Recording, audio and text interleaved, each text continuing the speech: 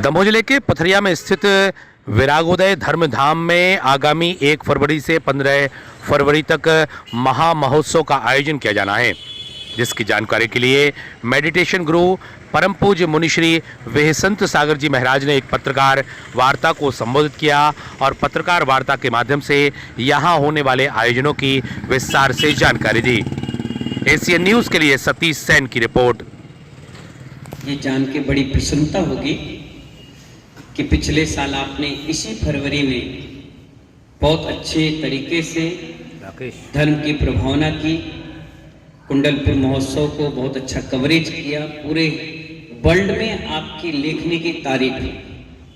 उस तारीफ को सुनकर के भी मुझे बहुत अच्छा लगा कि आप जैन दर्शन की इतनी अच्छी महान प्रभावना कर रहे हैं और इस साल आपको फिर एक मौका मिल गया है।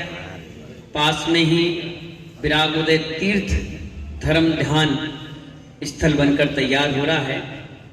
उस तीर्थ में गुरुदेव विराग सागर जी महाराज ने जन्म लिया है पथरिया में, और पूरे संघ ने प्रेरणा दी, सानिध्य दिया और बहुत सुंदर तरीके से कमल मंदिर के आकार में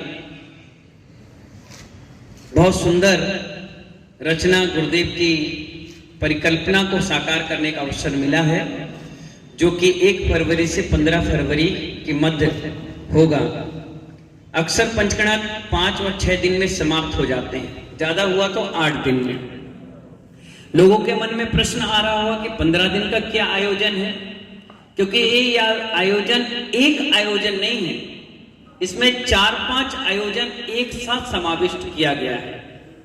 आचार्य भद्रबाहु स्वामी महाराज जो आज से 2000 वर्ष पूर्व हुए थे, उस समय साधु सम्मेलन होता था। जैसे अभी महाकुंभ होता है हिंदुओं में, ऐसे ही साधुओं का भी बहुत बड़ा महाकुंभ होता था, जिसे कहते थे चातुर्मास और युग प्रतिगमन। 5 साल में एक बार साधु मिलते थे और मिलकर के अपनी जिज्ञासाओं का समाधान करते थे, ज्ञान अर्जन करते थे। कुछ पुराने साधु नए साधु को सिखाते थे कि कैसे रहना है, कैसे बैठना है, कैसे अपने जीवन शैली को जीना है। तो डिबेट होती थी, गोष्ठियां होती थी। तो राजा खारवेल का उदाहरण मिलता है, रानी सिंधुला का उदाहरण मिलता है कि उन्होंने आज से हजारों वर्ष पुराने उड़ीसा में, कलिंग में, बंगाल में 1-1 लाख दिगंबर साधुओं का सम्मेलन कराया। हजारों करोड़ रुपए उन्होंने उस समय खर्च करके बहुत बड़ा आयोजन किया, और उसी चीज को आचार्य गुरुवर विराग सागर जी महाराज ने फिर से जीवंत किया। 2012 में उन्होंने जयपुर में, राजस्थान में ये साधु सम्मेलन किया। 8 दिन का कार्यक्रम था, 180-90 दिगंबर साधु वहां इकट्ठे हुए। ऐतिहासिक नहीं, महाऐतिहासिक कार्यक्रम की शुरुआत हुई। लोगों ने कहा गुरुदेव ये एक ही बार होगा कि दोबारा होगा? आचार्य से नहीं, हर 5 साल में होगा। फिर झांसी में उन्होंने किया तो 250 से 250-300 साधु वहां भी इकट्ठे हुए, बहुत जन सैलाब इकट्ठा हुआ। करुआ जी क्षेत्र में कार्यक्रम हुआ। इस बार बुंदेलखंड यानी राजस्थान हो गया, यूपी हो गया, अब बुंदेलखंड यानी दमोह जिले में पथरिया ग्राम में हो रहा है। तो 1 तारीख से 4 तारीख तक तो युग प्रतिक्रमण होगा। सारे साधु इकट्ठे हो रहे, करीब 350 दिगंबर साधु पिच्छीधारी इकट्ठे हो रहे हैं, और 4 दिन तक हम सभी लोग डिबेट करेंगे, गोष्ठियां करेंगे, आयोजन करेंगे।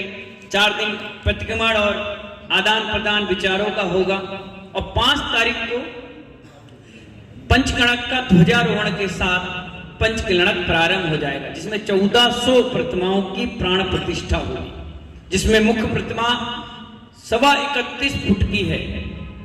और आपको मालूम होगा बगल की प्रतिमा जो महावीर भगवान और आदिनाथ भगवान की है, वो 27.5 फुट की है। विशाल विशाल प्रतिमाएं हैं। लगभग 3 किलोमीटर दूर से ही प्रतिमाओं का स्वरूप आपको अपने आप में दिखने लगेगा। और विश्व का सबसे बड़ा शिखर बनकर तैयार हो रहा है, जिसकी हाइट 171 फुट ऊंची, अपने आप में अकल्पनीय चीज है। और त्रिकाल चौबीसी इसमें बन रही है। कमल मंदिर है, 1-1 पंखुड़ी इसकी है, और 1-1 पंखुड़ी में 1-1 भगवान का मंदिर विराजमान है। और पर्सनली हर भक्तों ने अपने अपने भगवान की चॉइस करके वहां पर 72 प्रतिमाओं को विराजमान करने का पुण्य का अर्जन भी किया है। बीच में 3 भगवान हैं और नीचे 200 बाई 200 का बड़ा सुंदर सुंदर हॉल है, जिसमें दिगंबर साधु अपनी साधना करके मेडिटेशन, ध्यान और अध्ययन करते रहेंगे। इतना सुंदर वो बन रहा है। साथ ही साथ 5 से 10 तारीख तक ये पंचगणक आयोजन होगा। 5 तारीख को ध्वजारोहण, गर्भ कल्याण की क्रिया 5 और 6 तारीख को। 7 तारीख को जन्म उत्सव मनाया जाएगा 1400 तीर्थंकर भगवानों का एक साथ। और 8 तारीख को दीक्षाएं होंगी। 9 तारीख को एक साथ समोसन लगेंगे। 9 और 10 तारीख को गजरत फेरी के कार्यक्रम अपना पंचगणक का समाप्त हो जाएगा।